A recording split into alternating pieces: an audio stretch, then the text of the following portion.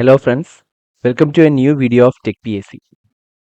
അപ്പോൾ ഇന്ന് ഈ ഒരു വീഡിയോയിൽ നമ്മൾ പ്രധാനമായിട്ടും ഡിസ്കസ് ചെയ്യാൻ പോകുന്നത് നമ്മൾ ലീഗൽ മെട്രോളജി കഴിഞ്ഞ ലീഗൽ മെട്രോളജി പരീക്ഷയിൽ കെമിസ്ട്രി ഭാഗത്ത് നിന്ന് ചോദിച്ചിട്ടുള്ള പ്രീവിയസ് ഇയർ ക്വസ്റ്റ്യൻസ് നമ്മൾ ഈ ഒരു സെഷനിലൂടെ ഡിസ്കസ് ചെയ്യാനായിട്ട് പോവുകയാണ്. ഓക്കെ, സോ നമുക്ക് നേരെ വീഡിയോയിലേക്ക് കടക്കാം.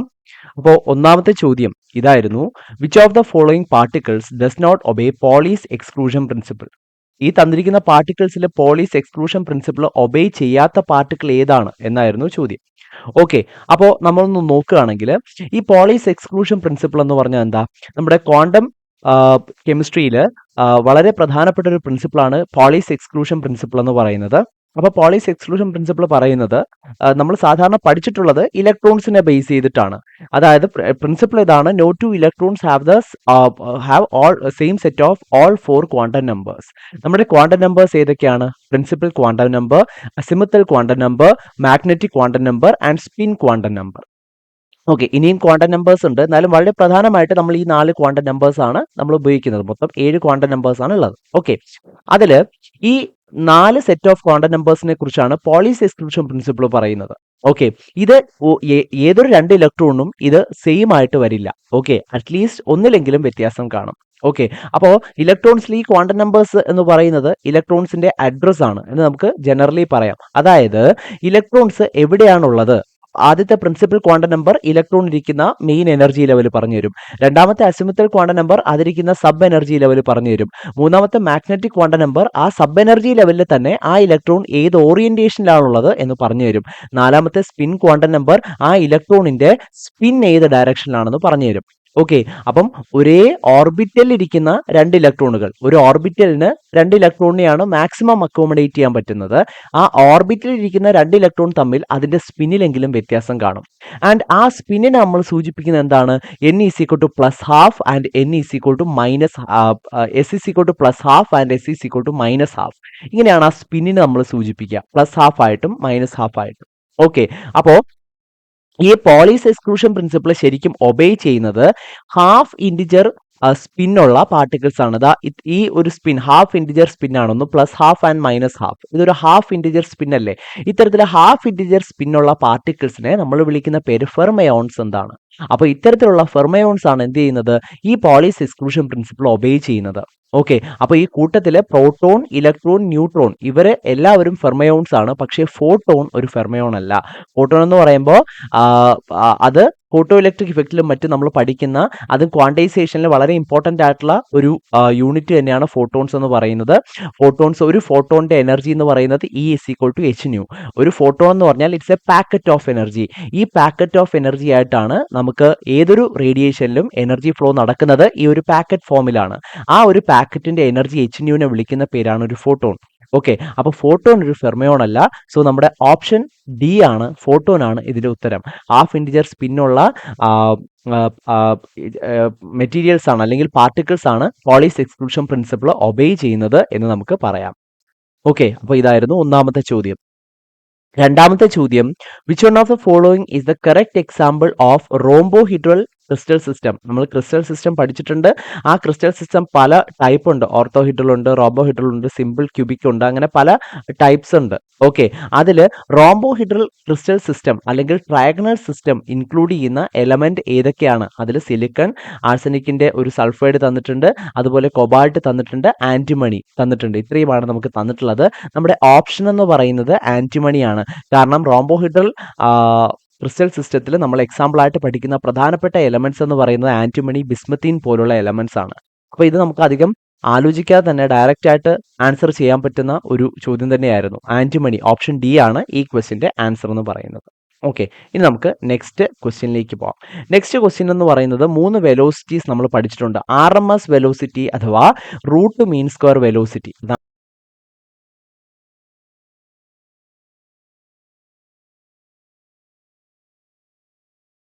RMS വെലോസിറ്റി, അതുപോലെ average velocity, most probable velocity. ഈ 3 വെലോസിറ്റികൾ നമ്മൾ കൈനറ്റിക് തിയറി ഓഫ് ഗ്യാസസ് പഠിക്കുന്ന സമയത്ത് ഈ 3 വെലോസിറ്റികളും നമ്മൾ പഠിച്ചിട്ടുള്ളതാണ്. അതിൽ ഈ 3 വെലോസിറ്റികളും കമ്പയർ ചെയ്യുമ്പോൾ ആവറേജ് വെലോസിറ്റി അത് നടുക്ക് തന്നെയാണ് വരുന്നത്. RMS വെലോസിറ്റിയാണ് highest value. Okay, root mean square velocity ആണ് ഹയസ്റ്റ് വാല്യൂ ആയിട്ട് വരുന്നത് ആൻഡ് മോസ്റ്റ് പ്രോബബിൾ വെലോസിറ്റി ആണ് ലീസ്റ്റ് വാല്യൂ ആയിട്ട് വരുന്നത്. ആവറേജ് വാല്യൂ ഇതിന്റെ മിഡിലാണ്.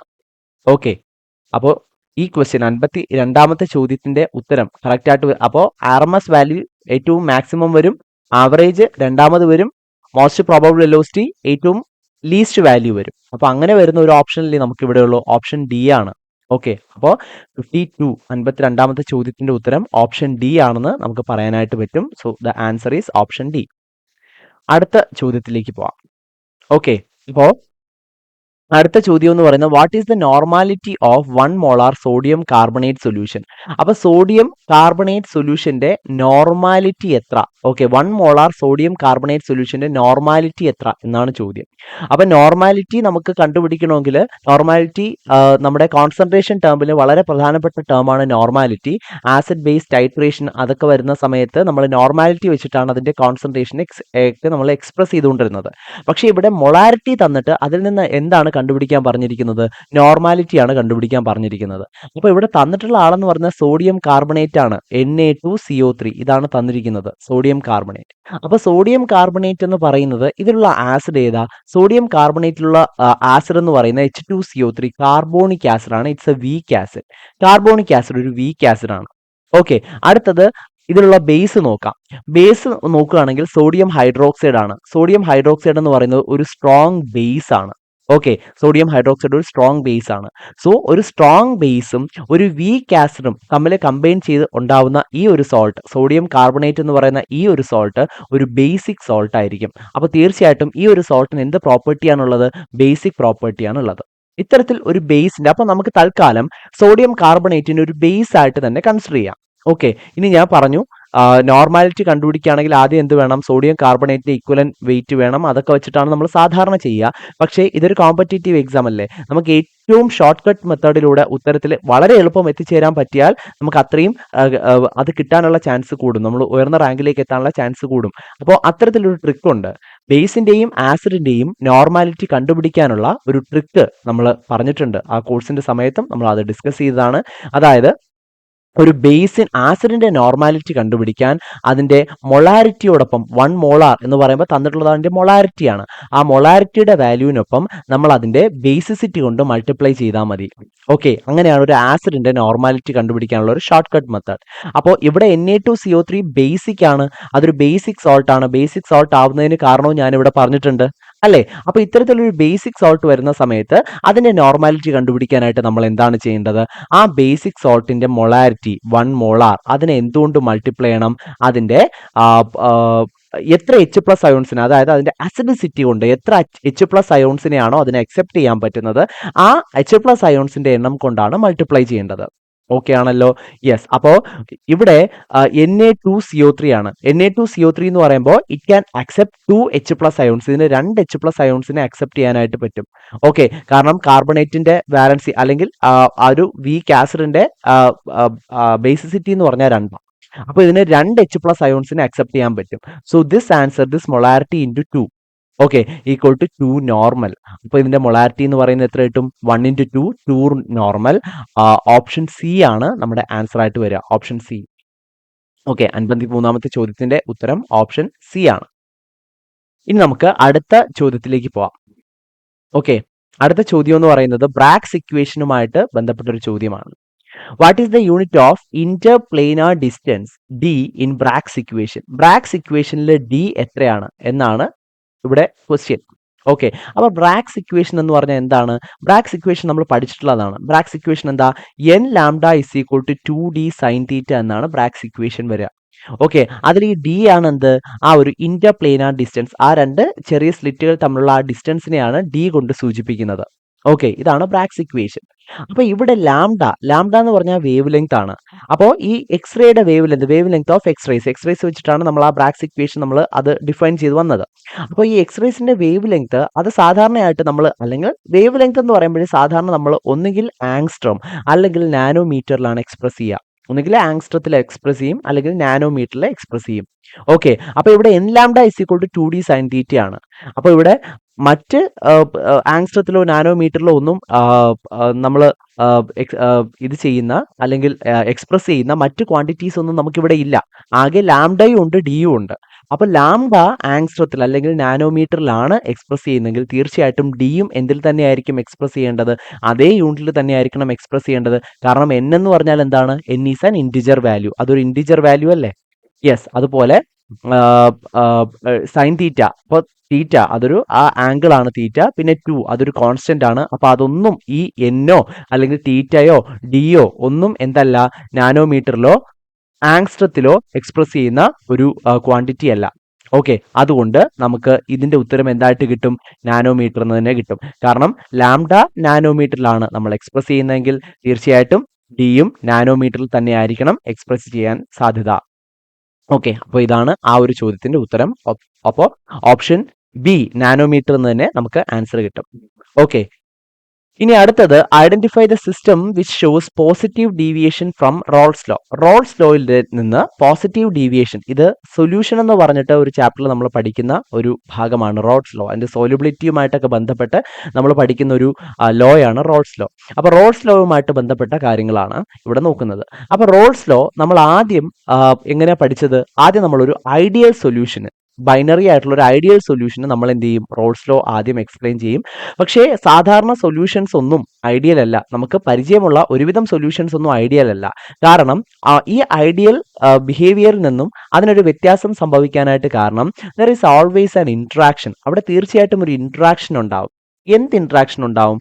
നമുക്ക് ആ സൊല്യൂഷൻ, ഇപ്പോൾ for example if you are taking A binary solution, ഒരു ബൈനറി സൊല്യൂഷൻ ആണ് നമ്മൾ എടുക്കുന്നതെങ്കിൽ ആ ബൈനറി സൊല്യൂഷനിൽ എന്ത് ചെയ്യും? സൊല്യൂട്ടും സോൾവെന്റും തമ്മിൽ തീർച്ചയായിട്ടും എന്തുണ്ടാവും? ഒരു ഇൻട്രാക്ഷൻ ഉണ്ടാവും. ഓക്കെ, അപ്പോൾ ആ ഇൻട്രാക്ഷനെ തീർച്ചയായിട്ടും അത് അഫക്റ്റ് ചെയ്യും, ഈ റോൾസ് ലോ അഫക്റ്റ് ചെയ്യും. അപ്പോൾ ആ ഇൻട്രാക്ഷൻ ചിലപ്പോൾ അത് മേ ബി അതൊരു ഹൈഡ്രജൻ ബോണ്ട് ആയിരിക്കാം, അല്ലെങ്കിൽ മറ്റേതെങ്കിലും ടൈപ്പ് ഓഫ് ഇൻട്രാക്ഷൻസ് ആയിരിക്കാം. അങ്ങനെ പല ടൈപ്പ് ഓഫ് ഇൻട്രാക്ഷൻസ് സൊല്യൂട്ടും സോൾവെന്റും പാർട്ടിക്കിൾ തമ്മിൽ വരും. അപ്പൊ ഈ ഇൻട്രാക്ഷൻ കാരണം എന്ത് ചെയ്യും? ഈ ഇൻട്രാക്ഷൻ കാരണം അവിടെ ഒരു വ്യത്യാസം വരും. ഈ റോൾസ് ലോയിൽ ഒരു വ്യത്യാസം അനുഭവപ്പെടും. ഓക്കെ, അപ്പോൾ ഇതിനെ പറ്റിയാണ് ഈ ഒരു ക്വസ്റ്റ്യൻ. അപ്പോൾ ഈ ഇൻട്രാക്ഷൻ ഫോർ എക്സാമ്പിൾ ഇപ്പോ സൊല്യൂട്ട് എ സൊല്യൂട്ട് തമ്മിലുള്ള ഇൻട്രാക്ഷൻ എ എന്നെടുക്കാം. സോൾവെന്റ് തമ്മിലുള്ള ഇൻട്രാക്ഷൻ ബി എന്നെടുക്കാം. ഇനി സൊല്യൂട്ടും സോൾവെന്റും അതൊരു സൊല്യൂഷൻ ആയി കഴിയുമ്പോഴത്തേക്ക് സൊല്യൂട്ടും സോൾവെന്റും തമ്മിലുള്ള ഇൻട്രാക്ഷൻ നമുക്ക് ബി ആയിട്ട് എടുക്കാം. സോ എ ഇൻട്രാക്ഷനും ബി ഇൻട്രാക്ഷനും ബി ഇൻട്രാക്ഷൻ ഏകദേശം സിമിലർ ആണെങ്കിൽ അതിനെ നമ്മൾ വിളിക്കുന്ന പേരാണ് ഐഡിയൽ സൊല്യൂഷൻ. ഒന്നും കൂടെ, ഈ രണ്ട് ഇൻട്രാക്ഷൻ, അതായത് സൊല്യൂട്ട് മോളിക്യൂൾസ് തമ്മിലുള്ള ഇൻട്രാക്ഷനും സോൾവെന്റ് മോളിക്യൂളും തമ്മിലുള്ള ഇൻട്രാക്ഷനും അതുപോലെ സൊല്യൂട്ടും സോൾവെന്റും തമ്മിലുള്ള ഇൻട്രാക്ഷനും സിമിലർ ആണെങ്കിൽ അത്തരത്തിലുള്ള സൊല്യൂഷൻസ് ആണ് ഐഡിയൽ സൊല്യൂഷൻസ് എന്ന് വിളിക്കുന്നത്. ആ ഐഡിയൽ സൊല്യൂഷൻസ് ആണ് റോൾസ് ലോ ഒബേ ചെയ്യുന്നത്. പക്ഷേ സാധാരണ അങ്ങനെ വരാനുള്ള സാധ്യത വളരെ കുറവാണ്. കാരണം തീർച്ചയായിട്ടും എന്ത് ചെയ്യും? അവിടെ ചില ടൈപ്പ് ഓഫ് ഇൻട്രാക്ഷൻസ് വരും. ആ ഇൻട്രാക്ഷൻസ് കാരണം ഇതിൽ ചിലപ്പോൾ ഒരു ബിഹേവിയറിൽ വ്യത്യാസം വരും. അത്തരത്തിൽ റോൾസ് ലോയിൽ നിന്ന് ചില സൊല്യൂഷൻസ് ചിലപ്പോൾ പോസിറ്റീവ് ഡീവിയേഷൻ കാണിക്കും, അല്ലെങ്കിൽ ചില സൊല്യൂഷൻസ് നെഗറ്റീവ് ഡീവിയേഷൻ കാണിക്കും. അപ്പൊ ഈ ക്വസ്റ്റ്യൻ ആ പോസിറ്റീവ് ഡീവിയേഷനെയും നെഗറ്റീവ് ഡീവിയേഷനെയും ബന്ധപ്പെടുത്തിയുള്ളതാണ്. അപ്പൊ നമുക്കൊന്ന് നോക്കാം. ആദ്യത്തത് ക്ലോറോഫോമും അസറ്റോണുമാണ്. ഒന്നാമത്തെ ഓപ്ഷൻ ക്ലോറോഫോമും അസറ്റോണുമാണ്. അപ്പോൾ ഈ ക്ലോറോഫോമും അസറ്റോണും തമ്മിൽ വളരെ സ്ട്രോങ് ആയിട്ടുള്ള ഒരു ഹൈഡ്രജൻ ബോണ്ടിങ് നിലനിൽക്കുന്നുണ്ട്. ക്ലോറോഫോം അസറ്റോൺ തമ്മിൽ ഒരു ഹൈഡ്രജൻ ബോണ്ടിങ് നിലനിൽക്കുന്നുണ്ട്. അപ്പോൾ അതിലെന്താണ്? അതിൽ കാണിക്കുന്നത് ഒരു നെഗറ്റീവ് ഡീവിയേഷൻ ആണ്. ഓക്കെ, അടുത്തത് വാട്ടർ ആൻഡ് HCl. അപ്പോൾ വാട്ടറും HClഉം തമ്മിൽ തീർച്ചയായിട്ടും വളരെ സ്ട്രോങ് ആയിട്ടുള്ള ഒരു ഇൻട്രാക്ഷൻ ഉണ്ട്. അവിടെ ഹൈഡ്രജൻ ബോണ്ടിങ്ങും മറ്റ് പല ഇൻട്രാക്ഷൻസും, വളരെ സ്ട്രോങ് ആയിട്ടുള്ള ഒരു ഇൻട്രാക്ഷൻ ആണ് വാട്ടറും HClഉം തമ്മിലുള്ളത്. അപ്പോൾ അവരും കാണിക്കുന്നത് വളരെ സ്ട്രോങ് ഇൻട്രാക്ഷൻ ആണ് സോൾവെന്റ് സൊല്യൂട്ട് മോളിക്യൂൾസ് തമ്മിലുള്ളതെങ്കിൽ അവിടെയും കാണിക്കുന്നത് നെഗറ്റീവ് ഡീവിയേഷൻ ആയിരിക്കും. മൂന്നാമത്തത് എഥനോൾ ആൻഡ് 2-പ്രൊപ്പനോൾ. ഈ ഒരു ഇതാണ് മൂന്നാമത്തെ ഇത് വരുന്നത്, എഥനോളും 2-പ്രൊപ്പനോളും. അപ്പോൾ ഇവിടെ ഈ രണ്ട് കോമ്പൗണ്ട്സും ആൽക്കഹോൾ ആണ്. രണ്ട് കോമ്പൗണ്ട്സും ആൽക്കഹോൾ ആണെന്ന് മാത്രമല്ല അത് ഒന്ന് എഥനോൾ, മറ്റൊന്ന് പ്രൊപ്പനോൾ. അപ്പോൾ ഏകദേശം സിമിലർ ആയിട്ടുള്ള ഇൻട്രാക്ഷൻസ് ആണ് എഥനോളും പ്രൊപ്പനോളും തമ്മിലുള്ളത്. ഓക്കെ, ഇവർ കാരണം ഇതിൽ രണ്ടിലുള്ള ഫംഗ്ഷണൽ ഗ്രൂപ്പ് സെയിം ആണ്, രണ്ടുപേരും ആൽക്കഹോൾ ആണ്. പിന്നെ കാർബണിന്റെ എണ്ണത്തിലൊന്നും വലിയ വ്യത്യാസമില്ല. ഓക്കെ, എഥനോളിൽ 2 കാർബൺ, പ്രൊപ്പനോളിൽ 3 കാർബൺ. അപ്പോൾ അങ്ങനെ കാർബണിന്റെ എണ്ണത്തിൽ വലിയ ലാർജ് ഡിഫറൻസ് ഒന്നും ഇല്ല. അതുകൊണ്ട് തന്നെ ഇവർ നിയർലി ഒരു സിമിലർ ഇൻട്രാക്ഷൻ കാണിക്കുന്നത് കൊണ്ട് തന്നെ ഇത് ഒരു ഐഡിയൽ സൊല്യൂഷൻ ആണ്. ഓക്കെ, അപ്പോൾ ഇതിലൊന്നും പെടാത്ത ആളാരാണ്? എഥനോളും ബെൻസീനുമാണ്. എഥനോളും ബെൻസീനും തമ്മിൽ വളരെ വീക്ക് ആയിട്ടുള്ള ഇന്ററാക്ഷൻ ഉള്ളത് കൊണ്ട് ഇവർ കാണിക്കുന്നത് പോസിറ്റീവ് ഡീവിയേഷൻ ആണ്. അപ്പോൾ ഇവിടെ ഈ ക്വസ്റ്റ്യൻ നമ്മൾ പഠിച്ചത് എന്താണ്? ഈ സൊല്യൂട്ടും സോൾവെന്റും മോളിക്യൂൾസ് തമ്മിൽ വളരെ സ്ട്രോങ് ആയിട്ടുള്ള ഇന്ററാക്ഷൻ ആണെങ്കിൽ അവിടെ നെഗറ്റീവ് ഡീവിയേഷൻ ആയിരിക്കും. സിമിലർ ഇന്ററാക്ഷൻ ആണെങ്കിൽ അത് സൊല്യൂഷൻ നിയർലി ഐഡിയൽ ആയിരിക്കും. ആൻഡ് വളരെ വീക്ക് ആയിട്ടുള്ള ഇന്ററാക്ഷൻ ആണെങ്കിൽ എന്തായിരിക്കും? അതായത് സൊല്യൂട്ടും സോൾവെന്റും തമ്മിൽ വളരെ വീക്ക് ആയിട്ടുള്ള ഇന്ററാക്ഷൻ ആണെങ്കിൽ റോൾസ് ലോയിൽ നിന്ന് പോസിറ്റീവ് ഡീവിയേഷൻ കാണിക്കും എന്നുള്ളതാണ്. ഓക്കെ, അടുത്ത 56-ാമത്തെ ചോദ്യം. 56-ാമത്തെ ചോദ്യം ഒരു ഡയറക്റ്റ് ക്വസ്റ്റ്യൻ ആണ്. Which one of the following is the cause of increase of molar conductance with dilution in case of strong electrolytes? Strong electrolytes molar കണ്ടക്ടൻസിൽ വരുന്ന ഇൻക്രീസിന് കാരണം ഇതിൽ ഏത് ഇഫക്റ്റ് ആണെന്ന് നമുക്ക് ഓപ്ഷൻ ആയിട്ട് peroxide effect, Wayne effect, Kharasch effect, asymmetric effect ഇത്രയും നമുക്ക് ഓപ്ഷൻ ആയിട്ട് തന്നിട്ടുണ്ട്. അപ്പോൾ ഇവിടെ ആൻസർ ആയിട്ട് വരുന്നത് അസിമെട്രിക് ഇഫക്റ്റ് ആണ്. കാരണം ഈ ഒരു സൊല്യൂഷന്റെ അല്ലെങ്കിൽ ഒരു ഇലക്ട്രോലൈറ്റിന്റെ മോളാർ കണ്ടക്ടൻസ്, ഒരു ഇലക്ട്രോലൈറ്റ് അതിന്റെ മോൾട്ടൺ സ്റ്റേറ്റിലോ അല്ലെങ്കിൽ സൊല്യൂഷൻ ആയിരിക്കുമ്പോഴോ അക്വ സൊല്യൂഷൻ ആയിരിക്കുമ്പോഴോ അത് ഇലക്ട്രിസിറ്റി കണ്ടക്ട് ചെയ്യും, എങ്കിലാണ് അതിനെ ഇലക്ട്രോലൈറ്റ് എന്ന് പറയാൻ പറ്റുക. അപ്പോൾ അതിന്റെ കണ്ടക്ടൻസിനെ ഡിപ്പെൻഡ് ചെയ്യുന്ന കുറച്ച് ഫാക്ടേഴ്സ് ഉണ്ട്. അതിൽ പ്രധാനപ്പെട്ട ഫാക്ടേഴ്സ് എന്ന് പറയുന്നത് ഈ അതിനു മുമ്പ് ഇലക്ട്രോലൈറ്റിൽ എന്താണ് കണ്ടക്ടൻസിന് കാരണമാകുന്നത് എന്ന് നമ്മൾ അറിയണം. അപ്പോൾ ഇലക്ട്രോലൈറ്റ്സിലെ കണ്ടക്ടൻസിന് കാരണം തീർച്ചയായിട്ടും അതിനകത്തുള്ള മൊബൈൽ അയോൺസ് ആണ്. അങ്ങനെ തന്നെ പറയണം, അതിനകത്തുള്ള മൊബൈൽ അയോൺസ് ആണ്, അതായത് മൂവ് ചെയ്യാൻ പറ്റുന്ന അയോൺസ്. അതുകൊണ്ടാണ് മോൾട്ടൺ സ്റ്റേറ്റ് അല്ലെങ്കിൽ സൊല്യൂഷൻ സ്റ്റേറ്റ് എന്ന് അവിടെ എടുത്തു പറയുന്നത്. ഈ രണ്ട് സ്റ്റേറ്റിൽ മാത്രമേ അയോൺസിന് മൊബിലിറ്റി കിട്ടുകയുള്ളൂ. ഓക്കെ, അപ്പോൾ ഇത്തരത്തിലുള്ള മൊബൈൽ അയോൺസ് ഡിസോസിയേറ്റ് ചെയ്യും. ഇത്തരത്തിലുള്ള മൊബൈൽ അയോൺസ് ഡിസോസിയേറ്റ് ചെയ്യുന്ന സമയത്ത് അവർ രണ്ടുപേരും ഇപ്പോൾ എ ബി ഇതാണ് ആ ഇലക്ട്രോലൈറ്റ് എന്ന് വിചാരിക്കുക. എയും ബിയും സിമിലർ അല്ല. എയും ബിയും തമ്മിൽ കാര്യമായിട്ടുള്ള ഡിഫറൻസ് ഉണ്ട്. അവർ സിമിലർ അല്ലാത്ത ഈ ബോണ്ടിന്റെ ഇരുവശങ്ങളിലും രണ്ട് കണ്ടീഷൻസ് ആണെന്ന് വിചാരിക്കുക. അപ്പോൾ ഇത്തരത്തിൽ സ്പ്ലിറ്റ് ചെയ്യുന്ന സമയത്ത് ഇവർ സ്പ്ലിറ്റ് ചെയ്യുന്നത് A+ എന്നും B- എന്നുമുള്ള കാറ്റിയോണും ആനയോണും ആയിട്ടായിരിക്കും റെസ്പെക്റ്റീവ്ലി ഇവർ സ്പ്ലിറ്റ് ആവുന്നത്. അപ്പൊ ഈ കാറ്റിയോണിന്റെ ആനയോൺസിന്റെ മൊബിലിറ്റിയാണ് എന്തിന് കാരണം? മോളാർ കണ്ടക്ടൻസിന് കാരണം. ഓക്കെ, ഈ സ്ട്രോങ് ഇലക്ട്രോലൈറ്റ്സിന്റെ പ്രത്യേകത എന്താണ്? സ്ട്രോങ് ഇലക്ട്രോലൈറ്റ്സ് മിക്കതും അസിമെട്രിക് ആണ്. ഈ സ്ട്രോങ് ഇലക്ട്രോലൈറ്റ്സിൽ പെട്ടെന്ന് ഇത്തരത്തിലുള്ള ഡിസോസിയേഷൻസ് വേഗം നടക്കും. ഓക്കെ, ഈ ഡിസോസിയേഷൻ വേഗം നടക്കും. മാത്രമല്ല അവരുടെ കാറ്റോണിക് സൈസ് ഒക്കെ ചെറുതായതുകൊണ്ട് തന്നെ അവർക്ക് മൊബിലിറ്റിയും കൂടുതലായിരിക്കും. അപ്പൊ അതിനെ പറ്റിയാണ് അസിമെട്രിക് ഇഫക്റ്റ് പറയുന്നത്. ഓക്കെ, ബോണ്ടിന്റെ ഇരുവശങ്ങളിലും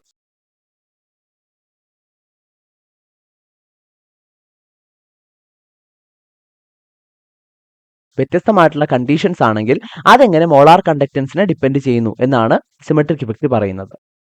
ഓക്കെ ആണല്ലോ. അപ്പൊ ഇവിടെ ഓപ്ഷൻ എന്ത് വരും? ഓപ്ഷൻ സി, സിമെട്രിക് ഇഫക്റ്റ് ആണ് ഇവിടുത്തെ ഉത്തരമായിട്ട് വരുന്നത്. So the answer is option C. Okay, അപ്പൊ 56-ാമത്തെ ചോദ്യം ഓപ്ഷൻ സി ആണ്. ഇനി അടുത്ത 57-ാമത്തെ ചോദ്യത്തിലേക്ക് പോവാം. What is the relation between edge length and atomic radius of A unit cell of A simple cubic system? അപ്പോൾ ഒരു സിമ്പിൾ ക്യൂബിക് സിസ്റ്റം നമ്മൾ പല ടൈപ്സ് ഓഫ് സിസ്റ്റങ്ങൾ പഠിച്ചിട്ടുണ്ട്. അതിൽ സിമ്പിൾ ക്യൂബിക് സിസ്റ്റത്തിന്റെ പ്രത്യേകത, അതിന്റെ ഒരു ഫേസ് ഞാൻ വരയ്ക്കാം. 3D ആയിട്ട് വരയ്ക്കാനായിട്ട് കുറച്ച് ബുദ്ധിമുട്ടുണ്ട്. നമുക്ക് തൽക്കാലം ഈ ഒരു ഫേസിന്റെ ആവശ്യമുള്ളൂ. അപ്പോൾ ഒരു സിമ്പിൾ ക്യൂബിക് സിസ്റ്റത്തിന്റെ ഒരു ഫേസ് ഇങ്ങനെ ആയിരിക്കുക. ആ ഒരു ഫേസിന്റെ ഒരു സൈഡിൽ ഇതാ ഒരു ആറ്റം ഉണ്ട്. അതിന്റെ മറ്റൊരു എഡ്ജിൽ ആ എഡ്ജിനെ സെന്റർ ആക്കിക്കൊണ്ട് വേറൊരു ആറ്റം ഉണ്ട്. ഓക്കെ ആണല്ലോ. അപ്പോ ദാ ഇങ്ങനെയാണ് അതിരിക്കുക. ക്ലിയർ ആയല്ലോ. അപ്പൊ ഞാൻ ഈ സർക്കിൾ ആയിട്ട് വരച്ചിരിക്കുന്ന രണ്ട് ആൾക്കാരും രണ്ട് ആറ്റങ്ങളാണ്. അപ്പൊ ഇത് അതിന്റെ റേഡിയസ് ആവും. ഓക്കെ, ഇത് അതിന്റെ റേഡിയസ് ആണ്. ഇതും ആറാണ്, ഇതും ആറാണ്. ഇത് രണ്ടും അതിന്റെ റേഡിയസ് ആണ്. ഓക്കെ ആണല്ലോ. യെസ്, അപ്പോൾ ഇതാണ് ഒരു സിമ്പിൾ ക്യൂബിക് സിസ്റ്റം. ഒരു സിമ്പിൾ ക്യൂബിക് സിസ്റ്റത്തിൽ ഇത്തരത്തിലാണ് 4 എഡ്ജിലും. സിമ്പിൾ ക്യൂബിക് സിസ്റ്റം എന്ന് പറയുമ്പോൾ അതിന്റെ 8 എഡ്ജുകളിലും എന്താണ്? ഓരോ ആറ്റങ്ങൾ ഉണ്ടാവും. അതിന് സെന്റേർഡ് ആയിട്ടുള്ള ഓരോ ആറ്റങ്ങൾ ഉണ്ടാവും. ഓക്കെ, അപ്പോൾ ഒരു ആറ്റത്തിന്റെ 1/8 പാർട്ടാണ് ഒരു എഡ്ജിൽ ഉണ്ടാവുക. നമുക്ക് തൽക്കാലം അതൊന്നും വേണ്ട, നമുക്ക് തൽക്കാലം ഈ ഒരു ഫേസ് മാത്രം മതി. അപ്പൊ സപ്പോസ് എഡ്ജ് ലെങ്ത് നമുക്ക് എ ആയിട്ട് എടുത്താലോ? ഓക്കെ, എഡ്ജ് ലെങ്ത് നമുക്ക് തൽക്കാലം എ ആയിട്ട് എടുക്കാം. അപ്പോൾ എഡ്ജ് ലെങ്ത് എ ആയിട്ട് എടുക്കുകയാണെങ്കിൽ നമുക്ക് എ = 2r എന്ന് എഴുതാം. Okay, A = 2r. അപ്പൊ r = എന്തെന്ന് വരും? a/2 എന്ന് വരും. Okay, so option B is the answer. r = a/2. Simple ആണ്. ക്ലിയർ ആണല്ലോ. അപ്പോൾ അതിൽ നിന്ന് ക്യൂബിക്സ് ഇത്തരത്തിലുള്ള അറേഞ്ച്മെന്റ്സിൽ നിന്നൊക്കെ ചോദിക്കാൻ പറ്റുന്ന യൂണിറ്റ് സെല്ലും അതുമായിട്ടൊക്കെ ബന്ധപ്പെടുത്തി ചോദിക്കാൻ പറ്റുന്ന ഏറ്റവും സിമ്പിൾ ആയിട്ടുള്ള ക്വസ്റ്റ്യൻ ആണ് കഴിഞ്ഞ വർഷം ചോദിച്ചത്. ഓക്കെ, അപ്പോൾ ഇതാണ് അതിന്റെ ഉത്തരം.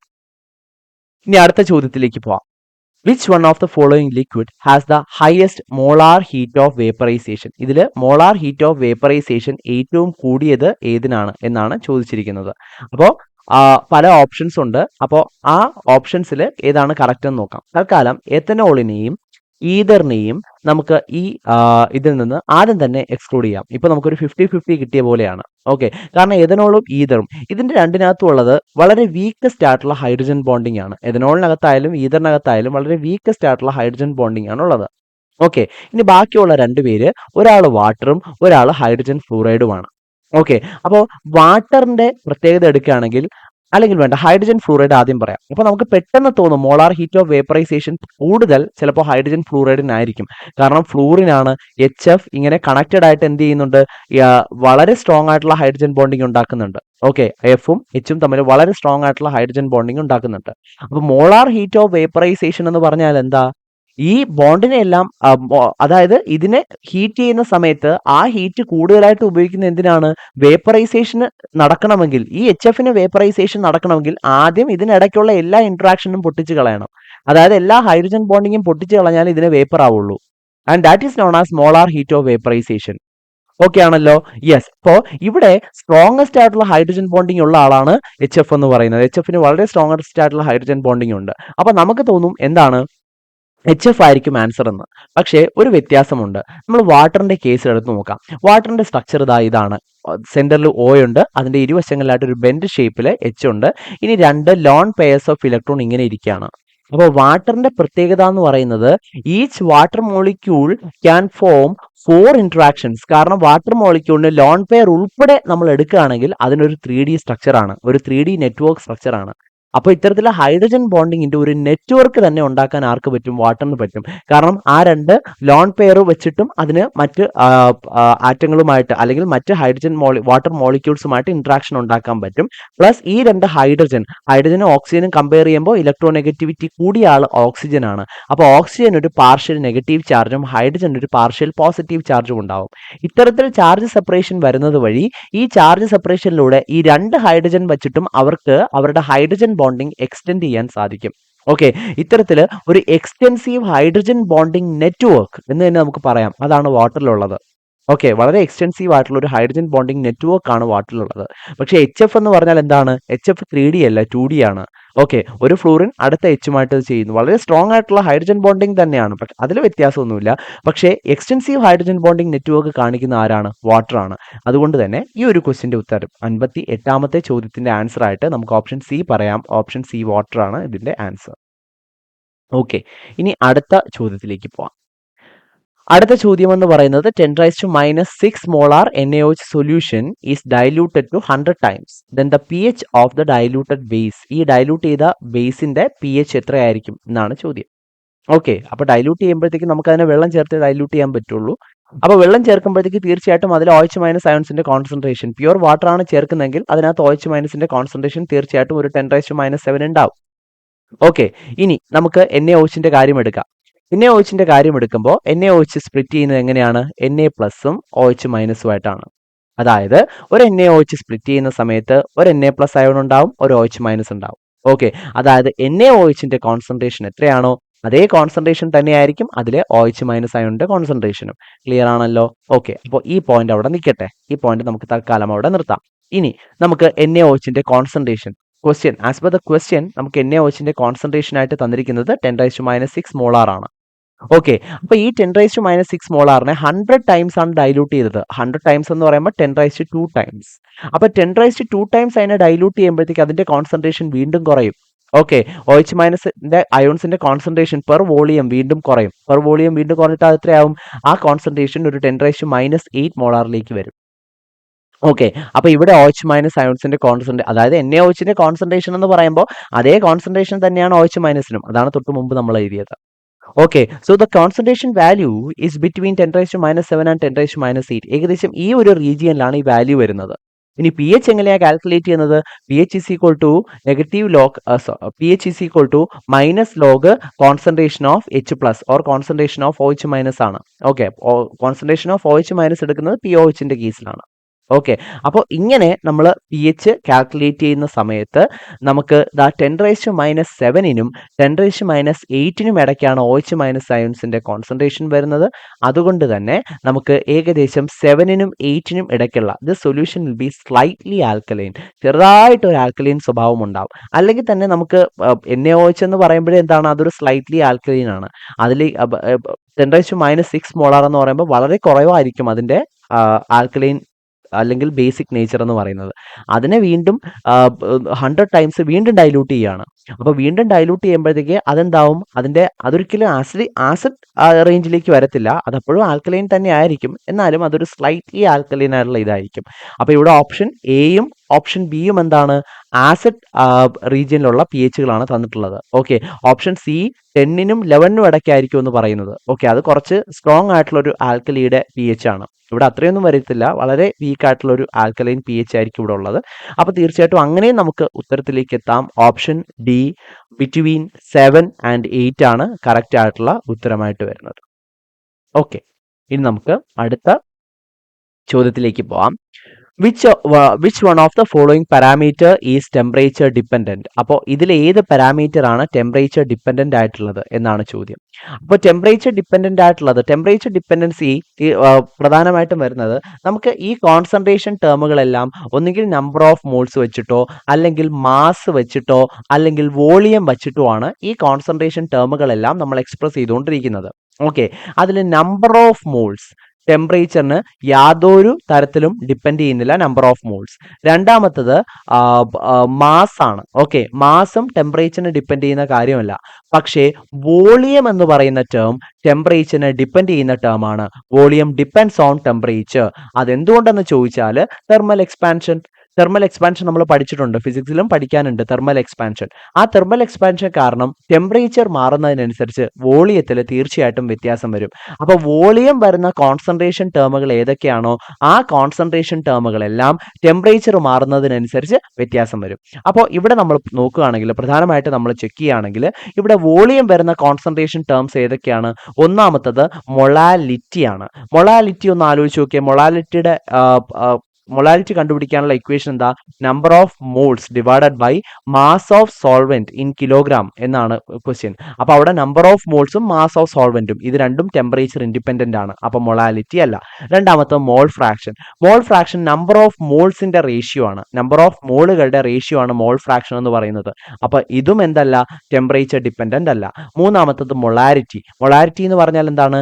Number of moles of solute divided by volume of solution in litre. അപ്പോൾ അവിടെ വോളിയം വന്നു. സോ നമ്മുടെ ആൻസർ എന്താണ്?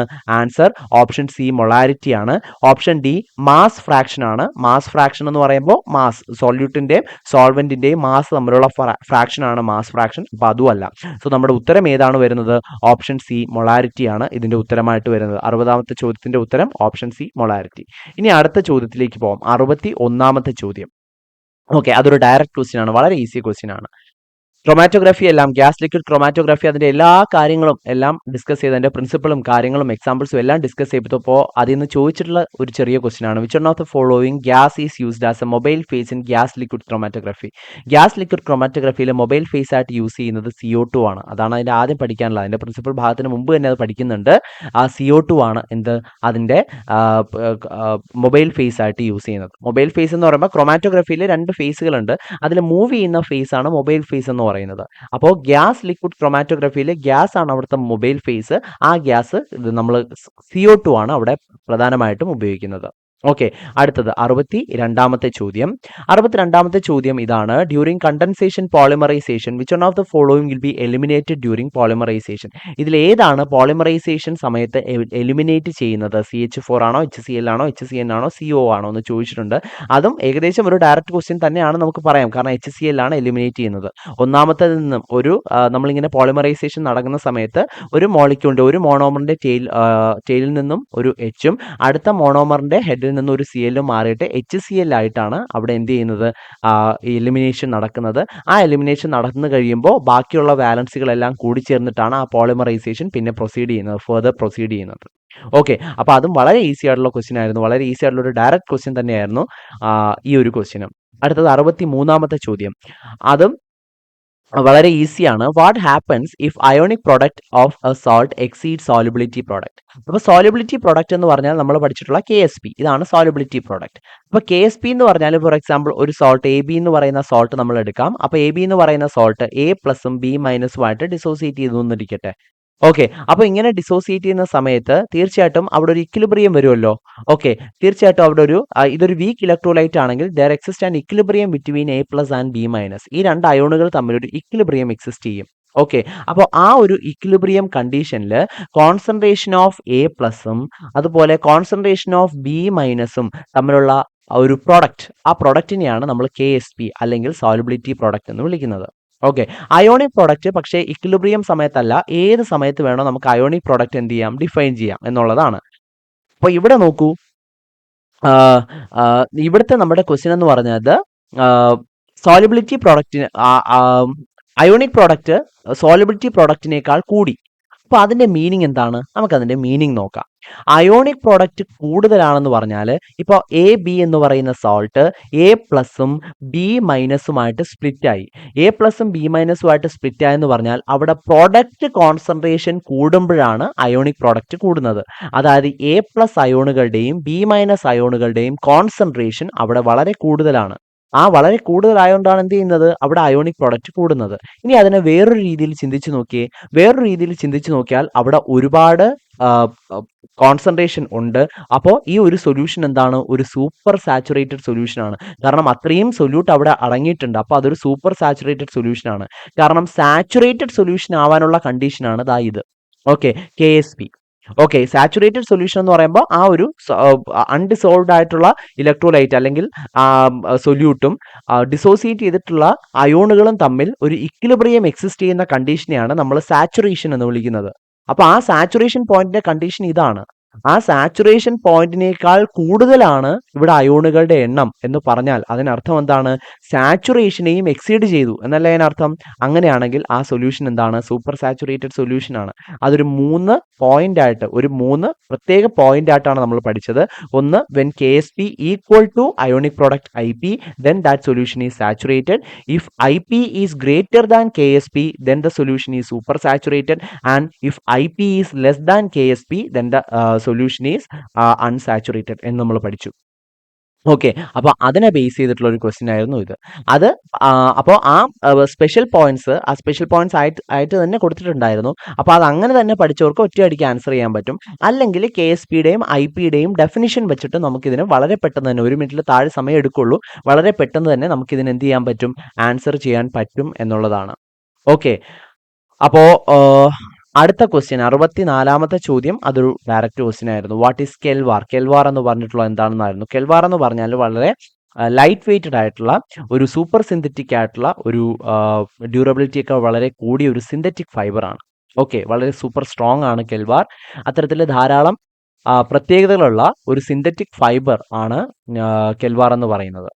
ഓക്കെ, അപ്പോൾ കെൽവാർ എന്ന് പറയുന്നത് പോളി പാരാഫെനിലീൻ ടെറിഫ്താലിമൈഡ് എന്ന് പറയുന്ന ഒരു കോമ്പൗണ്ട് ആണ്. അപ്പോൾ അതൊരു ഡയറക്റ്റ് ക്വസ്റ്റ്യൻ ആയിരുന്നു, ഓപ്ഷൻ C. ഓക്കെ, option C, poly phenylene terephthalamide ആണ് നമ്മുടെ ആൻസർ ആയിട്ട് വരിക. ഓക്കെ, അടുത്തത് 65ാമത്തെ ചോദ്യം.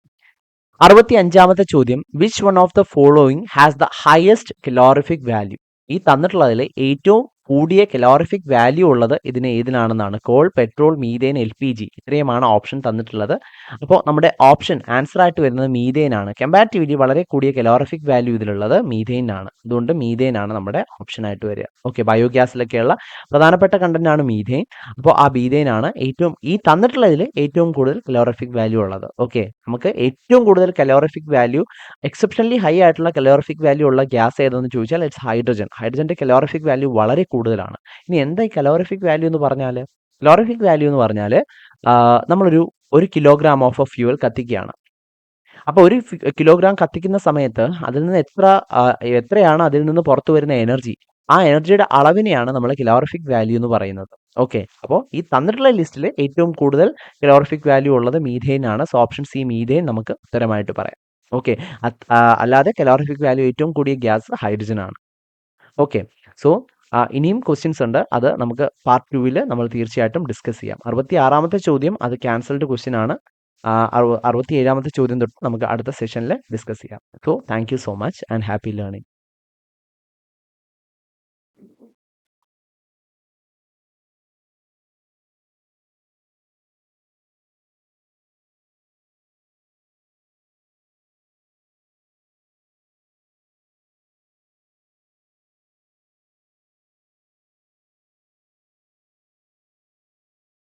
വാട്ട്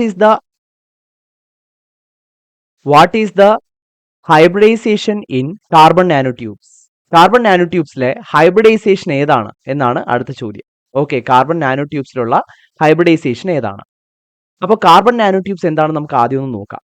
ഓക്കെ, അപ്പോൾ കാർബന്റെ അലോട്രോപ്സ് നമ്മൾ പ്രധാനമായിട്ടും പറയുന്നത് ഡയമണ്ട് പറയാറുണ്ട്, ഫുള്ളറീൻ പറയാറുണ്ട് അല്ലെങ്കിൽ ബക്കി ബോൾസ്, അതുപോലെ ഗ്രാഫൈറ്റ് പറയാറുണ്ട്, ഗ്രഫീൻ പറയാറുണ്ട് അല്ലെ.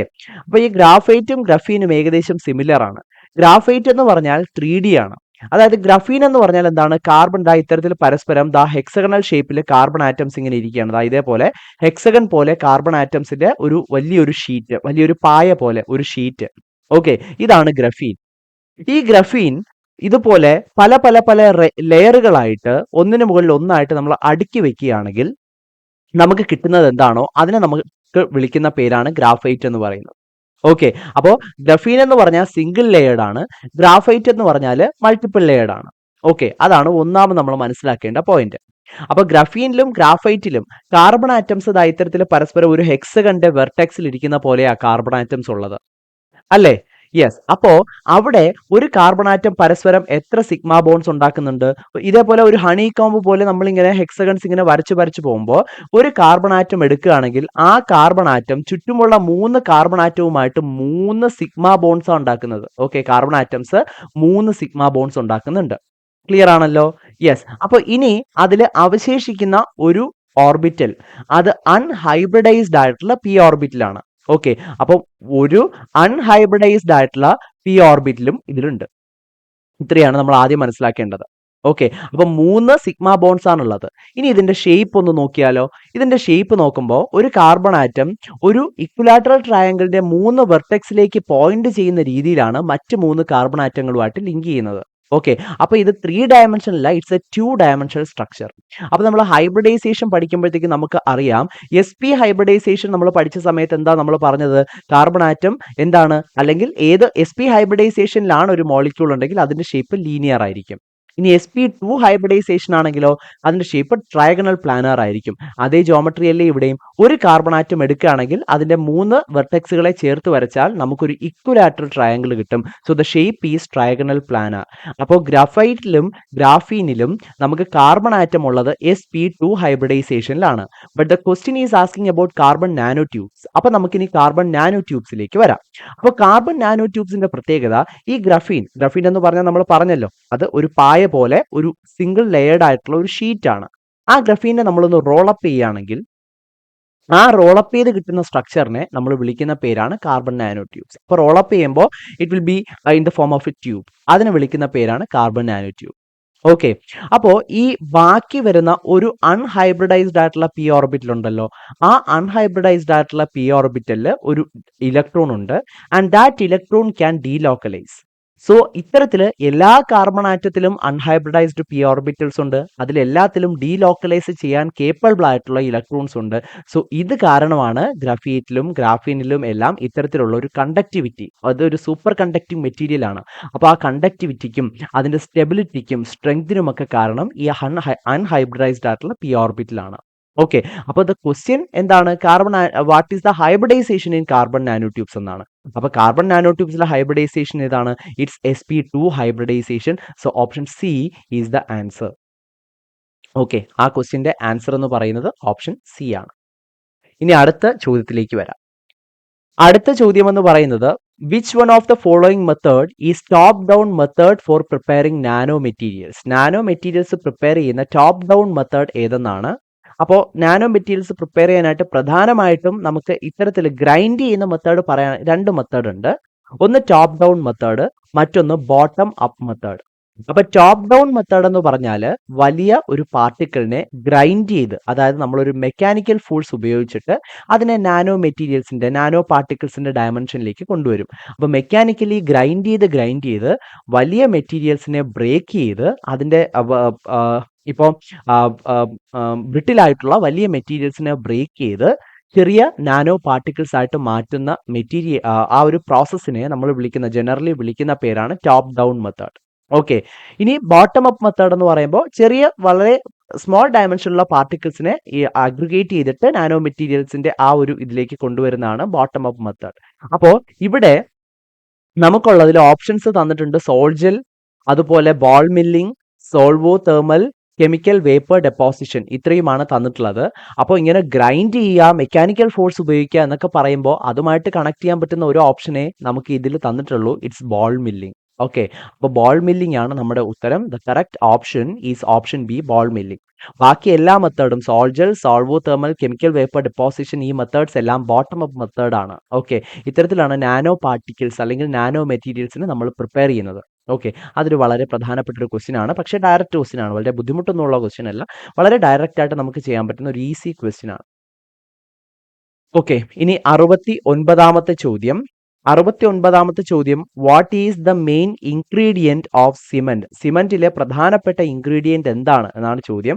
നമ്മൾ ഓപ്ഷൻ നോക്കുന്ന സമയത്ത് സിലിക്കൺ ഡൈ ഓക്സൈഡ് അല്ലെങ്കിൽ സിലിക്ക എന്ന് നമുക്ക് പറയാം, കാൽഷ്യം കാർബണേറ്റ് തന്നിട്ടുണ്ട്, അലുമിനിയം ഓക്സൈഡ് തന്നിട്ടുണ്ട്, ക്വിക്ക് ലൈം അല്ലെങ്കിൽ CaO, ഇതാണ് നമ്മുടെ ലീറ്റ് കക്ക എന്ന് പറയുന്ന സാധനം, എല്ലാം തന്നിട്ടുണ്ട്. ഓക്കെ, ഇതിന്റെ പ്രത്യേകത എന്ന് പറയുന്നത് ഇതെല്ലാം സിമന്റിലെ ഇൻഗ്രീഡിയൻസ് ആണ്. ഓക്കെ, അലുമിനിയം ആയിക്കോട്ടെ, സിലിക്ക ആയിക്കോട്ടെ, എല്ലാം ഇൻഗ്രീഡിയൻസ് ആണ്.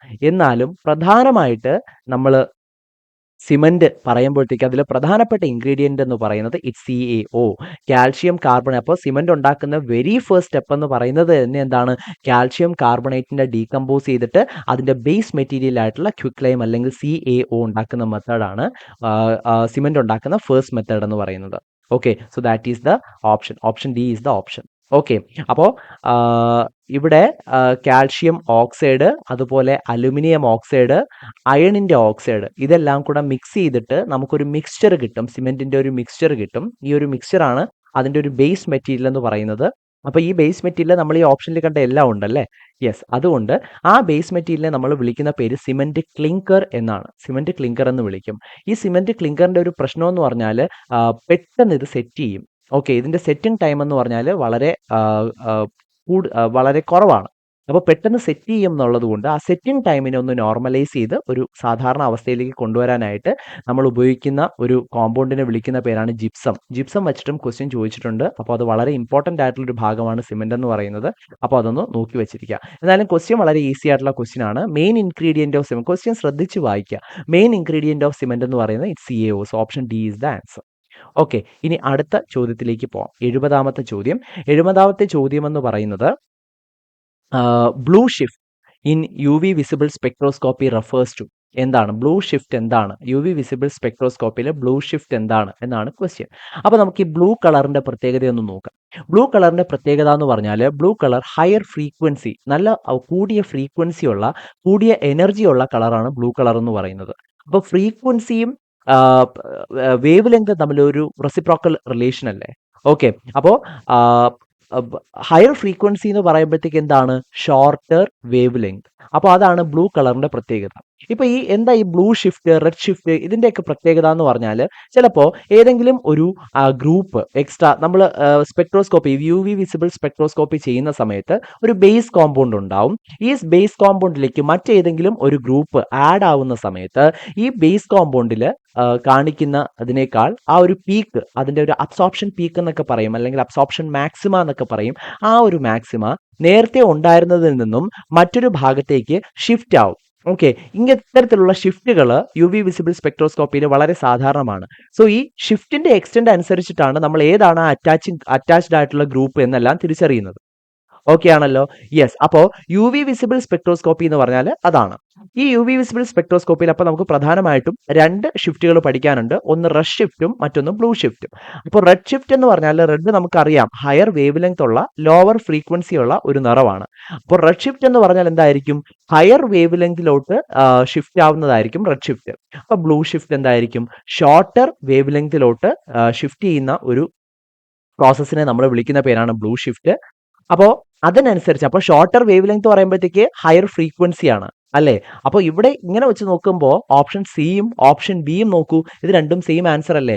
ഷിഫ്റ്റ് ടു ഹയർ വേവ് ലെങ്ത്തും ഓപ്ഷൻ എയും അതുപോലെ ഓപ്ഷൻ ഡിയും ഒരുപോലെയാണ്. ഓക്കെ. അപ്പോൾ അതുകൊണ്ടായിരിക്കാം ഈ ഓപ്ഷൻസിൽ ഇത്തരത്തിലുള്ളൊരു ഇത്തരത്തിലുള്ളൊരു കൺഫ്യൂഷൻസ് വരുന്നത് കൊണ്ടായിരിക്കാം ഇവിടെ ഈ ഒരു ക്വസ്റ്റ്യൻ 70ാമത്തെ ക്വസ്റ്റ്യൻ അത് ഡിലീറ്റ് ചെയ്യാണ് ചെയ്തത്. എന്നാലും നമുക്ക് ബ്ലൂ ഷിഫ്റ്റും റെഡ് ഷിഫ്റ്റും എന്താണ് നമുക്ക് കോൺസെപ്റ്റ് മനസ്സിലാക്കിയാൽ പോരെ. അപ്പോൾ ബ്ലൂ ഷിഫ്റ്റ് എന്ന് പറയുന്നത് ഫോർ എക്സാമ്പിൾ ഒരു എക്സാമ്പിൾ പറയുകയാണെങ്കിൽ ഇപ്പോൾ ഒരു മെറ്റീരിയൽ അല്ലെങ്കിൽ ഒരു കോമ്പൗണ്ട് അതിനെ നമ്മൾ യു വി വിസിബിൾ സ്പെക്ട്രോസ്കോപ്പിക്ക് വിധേയമാക്കിയ സമയത്ത് നമുക്കൊരു 350 നാനോമീറ്ററിലാണ് പീക്ക് കിട്ടിയെന്ന് വിചാരിക്കുക. ഓക്കെ.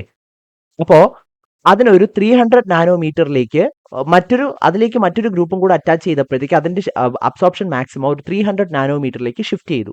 അതായത് ഹയർ വേവ് ലെങ്ത്തിൽ നിന്നും ലോവർ വേവ് ലെങ്ത്തിലേക്ക് അത് ഷിഫ്റ്റ് ആയി എങ്കിൽ അതിനെ വിളിക്കുന്ന പേരാണ് ബ്ലൂ ഷിഫ്റ്റ് എന്ന് പറയുന്നത്. ഓക്കെ, അതിനെ റിലേറ്റ് ചെയ്തിട്ടുള്ള ഒരു ക്വസ്റ്റ്യൻ ആണ് ഇത്.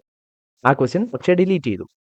ഇനി 71ാമത്തെ ചോദ്യം. 71ാമത്തെ ചോദ്യം വളരെ ഇമ്പോർട്ടന്റ് ആയിട്ടുള്ള ഒരു ചോദ്യമാണ്. What is the standard used in NMR spectroscopy? NMR സ്പെക്ട്രോസ്കോപ്പിയിൽ ഉപയോഗിക്കുന്ന സ്റ്റാൻഡേർഡ്സ് ഏതൊക്കെയാണ് എന്നാണ് ക്വസ്റ്റ്യൻ. അപ്പോൾ ഇവിടെ ഒന്നാമത്തെ സ്റ്റാൻഡേർഡ് എന്ന് പറയുന്നത് TMS എന്ന് പറയുമ്പോൾ ടെട്രാമീഥൈൽ സിലൈൻ ആണ് TMS എന്ന് പറയുന്നത്. ഓക്കെ, അത് NMR സ്പെക്ട്രോസ്കോപ്പിയിൽ വളരെ കോമൺ ആയിട്ട് യൂസ് ചെയ്യുന്ന സ്റ്റാൻഡേർഡ് ആണ്. വളരെ കോമൺ ആയിട്ട് നമുക്ക് കാണാൻ പറ്റുന്ന NMR സ്പെക്ട്രോസ്കോപ്പിയിൽ വളരെ കോമൺ ആയിട്ട് നമ്മൾ യൂസ് ചെയ്യുന്ന ഒരു സ്റ്റാൻഡേർഡ് ആണ് ഈ ഒരു TMS സ്റ്റാൻഡേർഡ് എന്ന് പറയുന്നത്. ഓക്കെ ആണല്ലോ. അപ്പോൾ ഈ TMS സ്റ്റാൻഡേർഡ് ആണ് നമ്മൾ സാധാരണയായിട്ട് റഫറൻസ് കോമ്പൗണ്ട് ആയിട്ട് എടുക്കുന്നത്.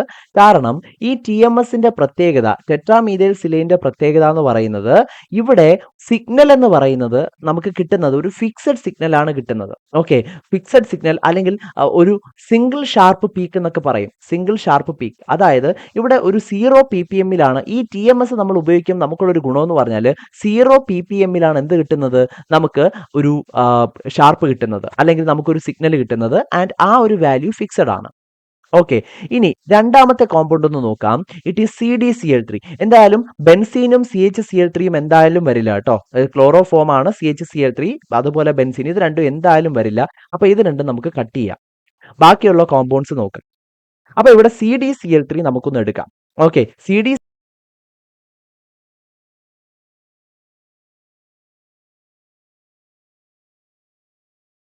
CL3 എന്ന് പറയുമ്പോഴത്തേക്ക് ഇറ്റ് ഈസ് ഡ്യൂറ്റീരിയേറ്റഡ് ക്ലോറോഫോം.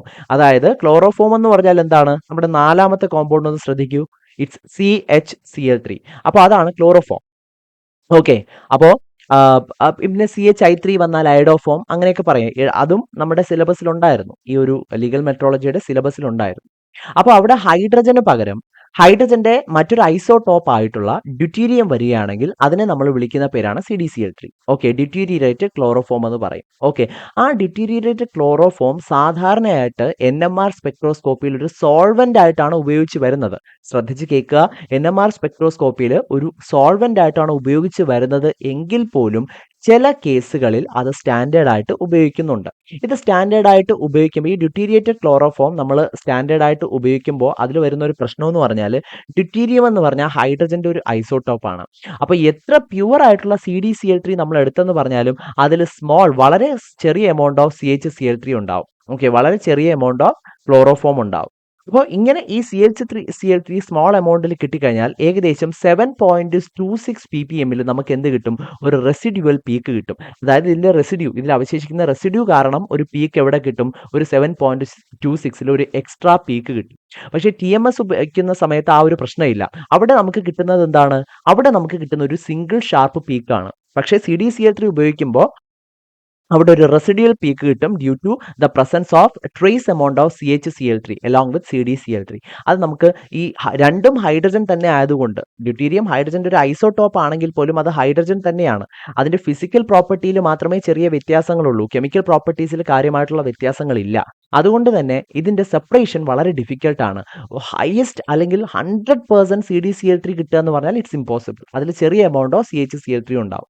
അപ്പൊ ഈ CH3 കാരണം എന്തുണ്ടാവും? അതിലൊരു റെസിഡ്യൂവൽ പീക്ക് ഉണ്ടാവും. അപ്പൊ ഈ റെസിഡ്യൂവൽ പീക്ക് കാരണം ഇത് ഇത്തരത്തിലുള്ള ഈ CdCl3 ഉപയോഗിക്കുകയാണെങ്കിൽ തന്നെ NMR സ്പെക്ട്രോസ്കോപ്പിയിൽ സ്റ്റാൻഡേർഡ് ആയിട്ട് ഉപയോഗിക്കുന്ന കണ്ടീഷൻസ് ഉണ്ട് എങ്കിൽ പോലും അതെന്താണ്, അത് ചില കാലിബ്രേഷൻസിനൊക്കെ വേണ്ടിയിട്ടാണ് യൂസ് ചെയ്യുന്നത്. നമുക്കൊരു സിംഗിൾ ഷാർപ്പ് പീക്ക് കിട്ടണമെങ്കിൽ we have to use TMS. Okay, അപ്പൊ ഇത്രയുമാണ് അവിടെ അതിനെ ബേസ് ചെയ്തിട്ട് അതിനെ സംബന്ധിച്ച് പറയാനായിട്ടുള്ളത്. ഓക്കെ ആണല്ലോ? യെസ്. അപ്പോൾ ഇവിടെ question what is the standard used in NMR spectroscopy എന്നാണ്. അപ്പോൾ അങ്ങനെ നോക്കുകയാണെങ്കിൽ TMS സ്റ്റാൻഡേർഡ് ആയിട്ട് ഉപയോഗിക്കാറുണ്ട്, CdCl3 സ്റ്റാൻഡേർഡ് ആയിട്ട് ഉപയോഗിക്കാറുണ്ട്. അത് സ്റ്റാൻഡേർഡ് ആയിട്ട് ഉപയോഗിക്കുമ്പോഴുള്ള പ്രശ്നമാണ് ഞാൻ പറഞ്ഞത്. ചെറിയൊരു പ്രശ്നമുണ്ട് അത് സ്റ്റാൻഡേർഡ് ആയിട്ട് ഉപയോഗിക്കുമ്പോൾ. ഓക്കെ, അപ്പൊ അങ്ങനെ വെച്ച് നോക്കുകയാണെങ്കിൽ 71ാമത്തെ ചോദ്യത്തിന്റെ ആൻസർ ക്വസ്റ്റ്യൻ അല്ലെങ്കിൽ നമ്മുടെ കീ അനുസരിച്ച് 1 and 2 ആണ്. 1ഉം 2ഉം, അതായത് TMSഉം CdCl3യും എന്ത് ചെയ്യാൻ പറ്റും, നമുക്ക് NMR സ്പെക്ട്രോസ്കോപ്പിയിൽ സ്റ്റാൻഡേർഡ് ആയിട്ട് ഉപയോഗിക്കാൻ പറ്റും എന്നുള്ളതാണ്. ഓക്കെ ആണല്ലോ? അപ്പൊ ഇതാണ് 71ാമത്തെ ചോദ്യത്തിന്റെ നമുക്ക് 71ാമത്തെ ചോദ്യത്തിൽ പ്രധാനമായിട്ടും നമുക്ക് പറയാനായിട്ടുള്ളത്. ഇനി അടുത്ത ചോദ്യത്തിലേക്ക് പോവാം. 72ാമത്തെ ചോദ്യത്തിലേക്ക് പോവാം. 72ാമത്തെ ചോദ്യം അത് ക്യാൻസൽ ചെയ്തൊരു ചോദ്യമാണ്. What should be the PPM level of dissolved oxygen in portable water? Dissolved oxygen വളരെ ഇമ്പോർട്ടൻ്റ് ആണ്. ഈ വാട്ടറിന്റെ ക്വാളിറ്റി ടെസ്റ്റിൽ ഡിസോൾവ്ഡ് ഓക്സിജൻ വളരെ ഇമ്പോർട്ടൻ്റ് ആയിട്ടുള്ള ഒരു പാരാമീറ്റർ ആണ്. അപ്പൊ അതെന്താണെന്ന് ഞാനൊന്ന് ചെറുതായിട്ടൊന്ന് എക്സ്പ്ലെയിൻ ചെയ്യാം. ഈ ഡിസോൾവ്ഡ് ഓക്സിജൻ എന്ന് പറയുമ്പോൾ ഇപ്പോൾ വാട്ടറിൽ സ്വാഭാവികമായിട്ടും അതിനകത്ത് കുറച്ച് ഡിസോൾവ്ഡ് ആയിട്ട് ഓക്സിജൻ വേണം. ഓക്കെ, കാരണം ഡിസോൾവ്ഡ് ആയിട്ടുള്ള ഓക്സിജൻ ഉണ്ടെങ്കിൽ ആ ഒരു വാട്ടർ ഹെൽത്തി ആണെന്ന് പറയാനായിട്ട് പറ്റുള്ളൂ. ഓക്കെ, ഈ ഡിസോൾവ്ഡ് ഓക്സിജന്റെ അളവ് ഒരുപാട് അങ്ങ് കുറഞ്ഞു പോയാൽ ആ വാട്ടർ സ്റ്റാഗ്നന്റ് വാട്ടറോ അല്ലെങ്കിൽ ധാരാളം ഡീഗ്രേഡബിൾ ആയിട്ടുള്ള മെറ്റീരിയൽസ് കാരണം കണ്ടാമിനേറ്റഡ് ആയിട്ടുള്ള വാട്ടറോ ആണ്. അതിന് കാരണം ഞാൻ പറഞ്ഞുതരാം. വെള്ളത്തിനകത്ത് തീർച്ചയായിട്ടും ബാക്ടീരിയാസ് ഒക്കെ ഉണ്ടാവും. അപ്പോൾ ആ വെള്ളത്തിനകത്തേക്ക് നമ്മൾ ബയോഡീഗ്രേഡബിൾ ആയിട്ടുള്ള മെറ്റീരിയൽസ് ആഡ് ചെയ്യുന്ന സമയത്ത് ഈ ബയോഡീഗ്രേഡബിൾ മെറ്റീരിയൽസ് എന്ത് ചെയ്യണം? ഡീകമ്പോസ് ചെയ്യണം. അപ്പോൾ ഡീകമ്പോസ് ചെയ്യാനായിട്ട് എന്ത് വേണം? ഓക്സിജൻ വേണം. അപ്പോൾ കരയിലാണെങ്കിൽ അവിടെ ഡീകമ്പോസിഷന് വേണ്ടിയിട്ട് നമ്മൾ എന്ത് യൂസ് ചെയ്യുന്നു? അറ്റ്മോസ്ഫിയറിക് ഓക്സിജൻ യൂസ് ചെയ്യുന്നു. So it's not a problem. പക്ഷേ ഇത് വെള്ളത്തിലാണ്. ഓക്കെ, അപ്പൊ വെള്ളത്തിലാവുന്ന സമയത്ത് എവിടെ നിന്ന് ഓക്സിജൻ എടുക്കേണ്ടി വരും? വെള്ളത്തിൽ നിന്ന് ഡിസോൾവ്ഡ് ആയിട്ടുള്ള ഓക്സിജൻ എടുക്കേണ്ടി വരും. ആ ഒരു വാട്ടർ ബോഡിയിൽ നിന്ന് ഡിസോൾവ്ഡ് ആയിട്ടുള്ള ഓക്സിജൻ എന്ത് ചെയ്യേണ്ടി വരും? എടുക്കേണ്ടി വരും. അങ്ങനെ ഡിസോൾവ്ഡ് ഓക്സിജൻ എടുക്കുന്ന സമയത്ത് വെള്ളത്തിലുള്ള ഡിസോൾവ്ഡ് ഓക്സിജന്റെ അളവ് കുറയും. അപ്പോൾ ഡിസോൾവ്ഡ് ഓക്സിജന്റെ അളവ് കുറഞ്ഞാൽ അത് ഇൻഡിക്കേറ്റ് ചെയ്യുന്നത് എന്താണ്? അതൊന്നുകിൽ അത് സ്റ്റാഗ്നന്റ് വാട്ടർ, അത് കെട്ടിക്കിടക്കുന്ന വെള്ളമാണ്. അത് ബയോഡീഗ്രേഡബിൾ ആയിട്ടുള്ള മെറ്റീരിയൽസ് കാരണം കണ്ടാമിനേറ്റഡ് ആയിട്ടുള്ള വെള്ളമാണ്. അത് നമുക്ക് കുടിക്കാനായിട്ടും ഒന്നും ഉപയോഗിക്കാനായിട്ട് പറ്റില്ല എന്നാണ്. ഓക്കെ, അപ്പോൾ സാധാരണയായിട്ട് ഡിസോൾവ്ഡ് ഓക്സിജന്റെ അളവ് PPMലാണ് പറയുന്നത്. ഐഡിയൽ അളവെന്ന് പറയുന്നത്, നമുക്ക് കുടിക്കാനായിട്ട് ഉപയോഗിക്കുന്ന അളവെന്ന് പറയുന്ന ഒരു ഐഡിയൽ ആയിട്ടുള്ള അളവെന്ന് പറയുന്നത് ഇറ്റ്സ് 7 ppm. എന്നാൽ കറക്റ്റ് ആയിട്ട് ഈ 7 ppmലേക്ക് നമുക്ക് എത്തിക്കാൻ പറ്റൂലല്ലോ. അതുകൊണ്ട് നമുക്കൊരു 6 to 8 ppm വരെ നമുക്ക് എന്ത് പറ്റും? നമുക്ക് അക്സെപ്റ്റബിൾ ആണ്. ഇത്രയും 6 to 8 ppm വരെ അക്സെപ്റ്റബിൾ ആണ്. Okay, less than or equal to 5 ppm ആയി കഴിഞ്ഞാൽ, അപ്പോൾ 5 ppmനെയാണ് അക്സെപ്റ്റബിൾ മിനിമം എന്ന് നമ്മൾ പറയുന്നത്. 5 ppmനേക്കാൾ ഡിസോൾവ്ഡ് ഓക്സിജൻ കുറഞ്ഞിരുന്നാൽ ആ വാട്ടർ കൺസ്യൂം ചെയ്യുന്നത് അത്ര നല്ലതല്ല. അത് കെട്ടിക്കിടക്കുന്ന സ്റ്റാഗ്നന്റ് ആയിട്ടുള്ള കണ്ടാമിനേറ്റഡ് ആയിട്ടുള്ള വെള്ളമാണ് എന്ന് വേണം അതിൽ നിന്ന് മനസ്സിലാക്കാനായി. ഓക്കെ ആണല്ലോ? യെസ്. അപ്പോൾ ഇത്രയുമാണ് ആ ഒരു ചോദ്യത്തിൽ നമുക്ക് പറയാനായിട്ടുള്ളത്. അപ്പോൾ ആ ഒരു ഓപ്ഷൻ 6 to 8 എന്ന് പറയുന്ന ആ ഒരു റേഞ്ച് നമുക്ക് ഓപ്ഷനിൽ തന്നിട്ടില്ലാത്തത് കാരണം ആ ഒരു ക്വസ്റ്റ്യൻ നമുക്ക് റിമൂവ് ചെയ്യാണ് ചെയ്തത് ആ ഒരു എക്സാമിന്. ഓക്കെ, എന്നാലും നമുക്കിപ്പോൾ അതിൻ്റെ എന്താണ് അതിൻ്റെ കണ്ടന്റ് എന്നുള്ള കാര്യങ്ങൾ അല്ലെങ്കിൽ ഒരു കോൺസെപ്ഷ്യൽ ക്ലാരിറ്റി നമുക്കിപ്പോൾ ആ ക്വസ്റ്റ്യനിൽ നിന്ന് കിട്ടിക്കഴിഞ്ഞു. ഇനി അടുത്ത 73ാമത്തെ ചോദ്യം.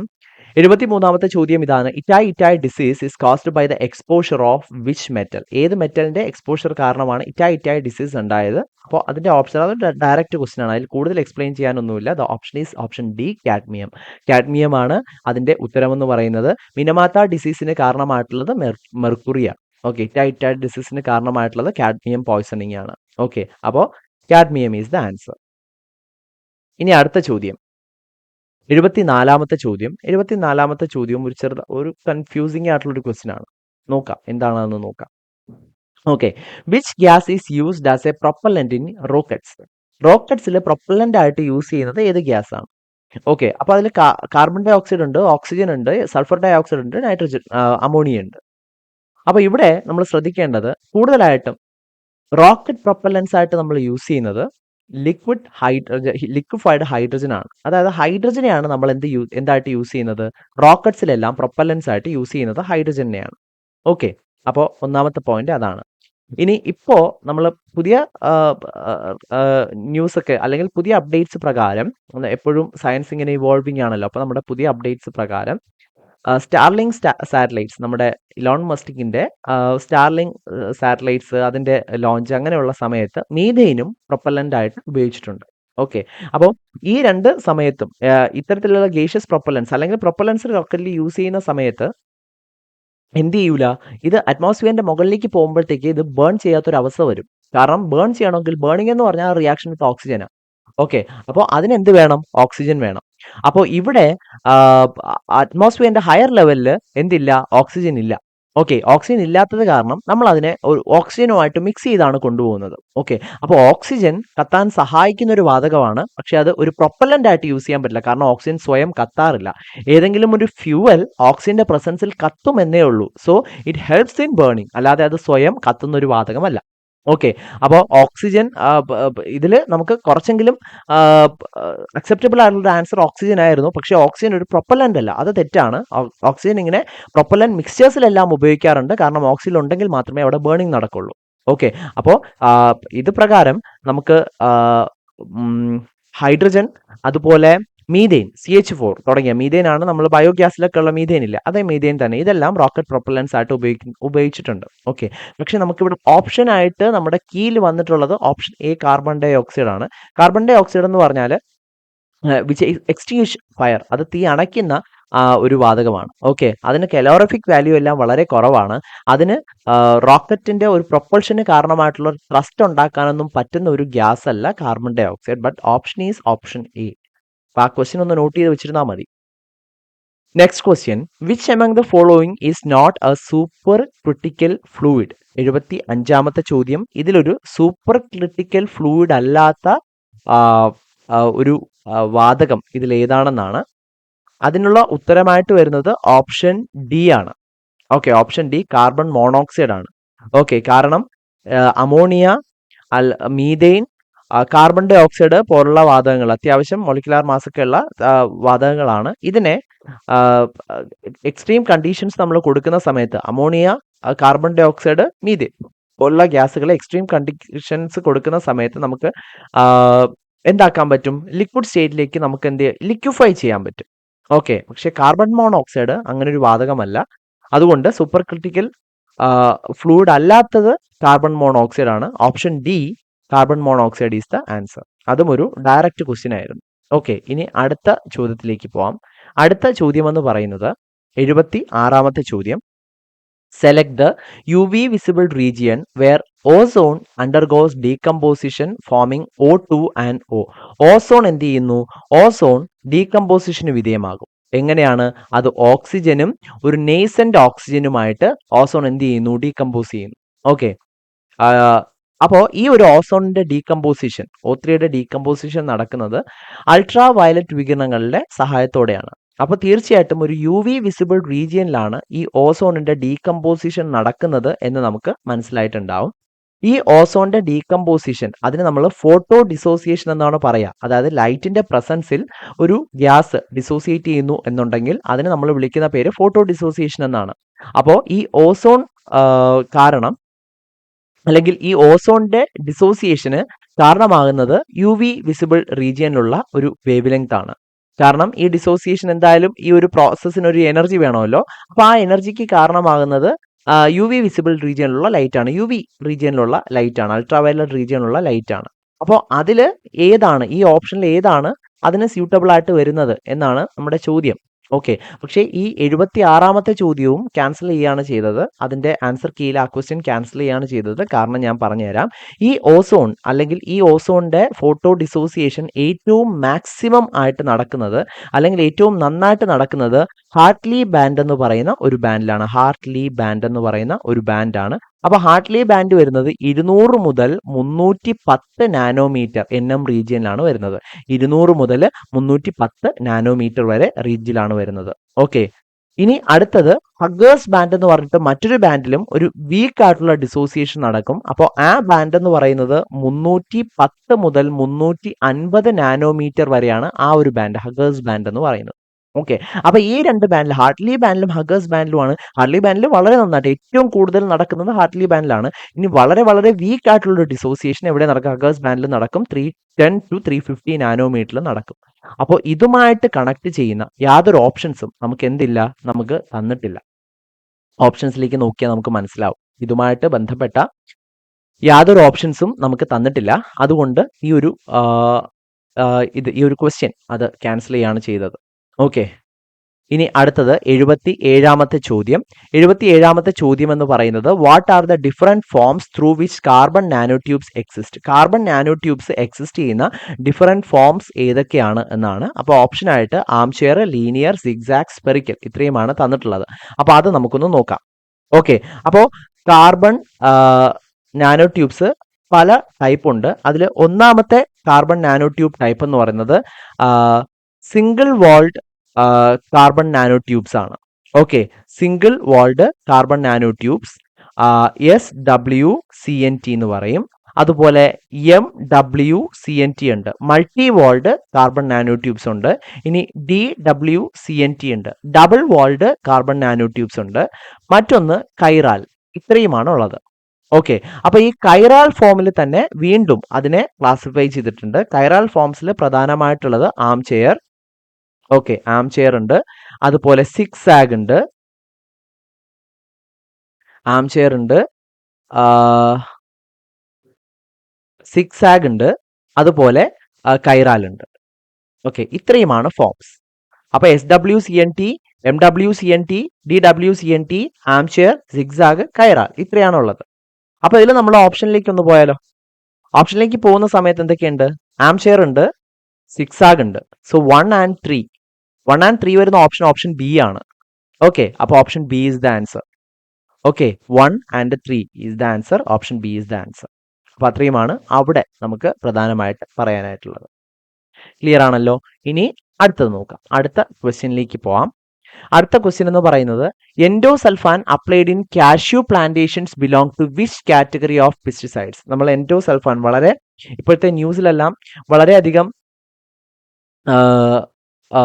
ഒരു ഇത് വന്നിട്ടുള്ള വളരെ ഇമ്പോർട്ടൻ്റ് ആയിട്ടുള്ള ഒരു ഇതാണ് എൻഡോസൾഫാൻ എന്ന് പറയുന്നത്. ഓക്കെ. അതൊരു പെസ്റ്റിസൈഡ് ആണ്. അത് ഏത് ടൈപ്പ് അല്ലെങ്കിൽ ഏത് കാറ്റഗറി ഓഫ് പെസ്റ്റിസൈഡിലാണ് അത് പ്രധാനമായിട്ട് വരുന്നത് എന്നായിരുന്നു ക്വസ്റ്റ്യൻ. ഓക്കെ. അപ്പോൾ എൻഡോസൾഫാൻ എന്ന് പറയുന്നത് ഒരു ഓർഗാനോ ക്ലോറിൻ പെസ്റ്റിസൈഡ് ആണ്. ഓക്കെ. എൻഡോസൾഫാൻ ഒരു ഓർഗാനോ ക്ലോറിൻ ഇൻസെക്ടിസൈഡ് ആണ്. അപ്പോൾ ഓർഗാനോ ക്ലോറിൻ ഇൻസെക്ടിസൈഡ് എന്ന് പറയുമ്പോൾ ഒന്നാമത്തത് അതിന്റെ സ്ട്രക്ചറിൽ, അതിന്റെ കെമിക്കൽ സ്ട്രക്ചറിൽ ക്ലോറിൻ ഉണ്ട്. അതാണ് അതിന്റെ ഒന്നാമത്തെ ഇത്. രണ്ടാമത്തത് ഇൻസെക്റ്റുകളുടെ നെർവസ് സിസ്റ്റത്തിനെയാണ് ഈ ഒരു എൻഡോസൾഫാൻ എഫക്ട് ചെയ്യുന്നത്. ഓക്കെ. അപ്പോൾ പെസ്റ്റിസൈഡ് അല്ല, ഇൻസെക്ടിസൈഡ്. ഇൻസെക്റ്റുകളുടെ നെർവസ് സിസ്റ്റത്തിനെ എഫക്ട് ചെയ്യുന്ന ഒരു പ്രത്യേകതരം കെമിക്കലാണ് ഈ ഒരു എൻഡോസൾഫാനിൽ ഉള്ളത്.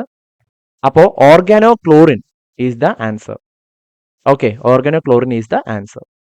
അടുത്ത ചോദ്യം 79ാമത്തെ ചോദ്യം name the person who developed 12 principles of green chemistry. ആ ഒരു ക്വസ്റ്റ്യൻ ഡിലീറ്റ് ചെയ്യാണ് ചെയ്തത്. കാരണം ഓപ്ഷൻസിൽ ഇല്ല. അതുകൊണ്ട് തന്നെ ആ ഒരു ക്വസ്റ്റ്യൻ ഡിലീറ്റ് ചെയ്യാണ് ചെയ്തത്. അടുത്ത ചോദ്യത്തിലേക്ക് പോവാം. അവസാനത്തെ ചോദ്യം choose the selection rule for anharmonic oscillator in IR spectroscopy. IR സ്പെക്ട്രോസ്കോപ്പിയിലെ അൺഹാർമോണിക് ഓക്സിലേറ്ററിന് ഇതിൽ സാധ്യമായ സെലക്ഷൻ റൂൾ ഏത് എന്നാണ് ചോദ്യം. ഓക്കെ. അപ്പോൾ ഓസിലേറ്റേഴ്സ് ഇത്തരത്തിൽ 2 ടൈപ്പ് ഉണ്ട്. ഒന്ന് ഹാർമോണിക് ഓസിലേറ്റർ ആണ്. ഓക്കെ. Harmonic oscillator. അപ്പോൾ ഹാർമോണിക് ഓസിലേറ്റർ എന്ന് പറഞ്ഞാൽ it's an ideal condition. Okay, എല്ലാം ഹാർമോണിക് ആയിട്ട് ഓസിലേറ്റ് ചെയ്യുക എന്ന് പറഞ്ഞാൽ അതൊരു ഐഡിയൽ കണ്ടീഷൻ ആണ്. ഓക്കെ, അവിടെ ഡെൽറ്റ ന്യൂ, അവിടുത്തെ കണ്ടീഷൻ എന്ന് പറയുന്നത് delta nu should be equal to +or-1. ഇതാണ് ഒരു ഹാർമോണിക് ഓസിലേറ്ററിന്റെ വൈബ്രേഷണൽ കണ്ടീഷൻ എന്ന് പറയുന്നത്. ഇതെല്ലാം ഇൻഫ്രാറെഡ് സ്പെക്ട്രോസ്കോപ്പിയുമായിട്ട് റിലേറ്റ് ചെയ്തിട്ടുള്ള ടോപ്പിക്സ് ആണ് കേട്ടോ. IR സ്പെക്ട്രോസ്കോപ്പിയുമായിട്ട് റിലേറ്റ് ചെയ്ത ടോപ്പിക്സ് ആണ്. അപ്പോൾ delta nu is equal to +or-1 ആണ് ആ ഹാർമോണിക് ഓസിലേറ്ററിന്റെ കണ്ടീഷൻ, ഐഡിയൽ കണ്ടീഷൻ എന്ന് പറയുന്നത്. അവിടെ ന്യൂ എന്ന് പറയുന്നത് വൈബ്രേഷണൽ ക്വാണ്ടം നമ്പർ ആണ്. ന്യൂ വൈബ്രേഷണൽ ക്വാണ്ടം നമ്പർ ആണ്. പക്ഷേ നമുക്കിവിടെ ക്വസ്റ്റ്യൻ എന്താണ്? അൺഹാർമോണിക് ഓസിലേറ്റർ ആണ്. Anharmonic oscillator. അപ്പോൾ അൺഹാർമോണിക് ഓസിലേറ്ററിന്റെ പ്രത്യേകത അവിടെ delta new can be +or-1, +or-2, +or-3, ഇങ്ങനെ എക്സെട്ര, ഇങ്ങനെ ഏത് വാല്യൂസ് വേണോ ആവാം. 1ഓ 2ഓ 3ഓ അങ്ങനെ ഏത് വാല്യൂസ് വേണോ ആവാം. അതിൽ ഡെൽറ്റ ന്യൂ ഈക്വൽ ടു 1 ആണെങ്കിൽ അതിനെ നമ്മൾ വിളിക്കുന്നത് ഫണ്ടമെന്റൽ അബ്സോർപ്ഷൻ എന്നാണ്. ഫണ്ടമെന്റൽ അബ്സോർപ്ഷൻ എന്നാണ് വിളിക്കുന്നത്. ഓക്കെ, രണ്ടാമത്തെ delta nu is equal to 2 ആണെങ്കിൽ അതിനെ നമ്മൾ വിളിക്കുന്നത് ഫസ്റ്റ് ഓവർടോൺ എന്നാണ്. First overtone. ഓക്കെ, അപ്പോൾ അറിയാമല്ലോ ഡെൽറ്റ ന്യൂ ഈക്വൽ ടു 3 ആണെങ്കിൽ അതിനെ നമ്മൾ വിളിക്കുന്ന പേര് സെക്കൻഡ് ഓവർടോൺ എന്നാണ്. Second overtone. ഓക്കെ, അപ്പോൾ ഇവിടെ കണ്ടീഷൻ എന്താണ്? Delta new +or-1, +or-2, +or-3, അങ്ങനെ ഡെൽറ്റ ന്യൂ ഇങ്ങനെ മാറി മാറി വരാം. അപ്പം നാലാമത്തത് മാത്രമേ ഉള്ളൂ അൺഹാർമോണിക് ഓസിലേറ്ററിന്റെ സെലക്ഷൻ റൂൾ. നാലാമത്തെ ഓപ്ഷൻ മാത്രമാണ്. സോ നാലാമത്തെ ഓപ്ഷൻ വരുന്ന കറക്റ്റ് ആയിട്ടുള്ള ആൻസർ നമ്മൾ ചെക്ക് ചെയ്യുന്ന സമയത്ത് ഓപ്ഷൻ ഡി എന്ന് കിട്ടും. നാലാമത്തെ ഓപ്ഷൻ. ക്ലിയർ ആണല്ലോ? യെസ്. അപ്പോൾ ഇത്രയുമാണ് കഴിഞ്ഞ പ്രാവശ്യം ചോദിച്ചിട്ടുള്ള ക്വസ്റ്റ്യൻസ് എന്ന് പറയുന്നത്. അപ്പോൾ ചില ക്വസ്റ്റ്യൻസ് ഇത്തരത്തിലുള്ള ഓപ്ഷൻസിൽ എന്തെങ്കിലും കൺഫ്യൂഷൻസ് ഒക്കെ വരും എന്നുണ്ടെങ്കിൽ നിങ്ങളത് പേടിക്കേണ്ട. ആ ക്വസ്റ്റ്യൻ ക്യാൻസൽ ചെയ്യും. അപ്പോൾ അത് തെറ്റായിട്ടാണ് മാർക്ക് ചെയ്തിരിക്കുന്നതെങ്കിലും അത് പ്രശ്നമില്ല. അതൊരു നെഗറ്റീവ് മാർക്കിങ്ങിലേക്ക് പോകത്തില്ല. ഓക്കെ, അപ്പോൾ ഇത്തരത്തിൽ ആയിരിക്കും ഇനി വരുന്ന എക്സാമിനും തീർച്ചയായിട്ടും ഇത്തരത്തിലുള്ള ഒരു പാറ്റേണിലായിരിക്കും ക്വസ്റ്റ്യൻ പ്രതീക്ഷിക്കുന്നത്. ഓക്കെ, അപ്പോൾ നന്നായിട്ട് പഠിക്കുക. Happy learning.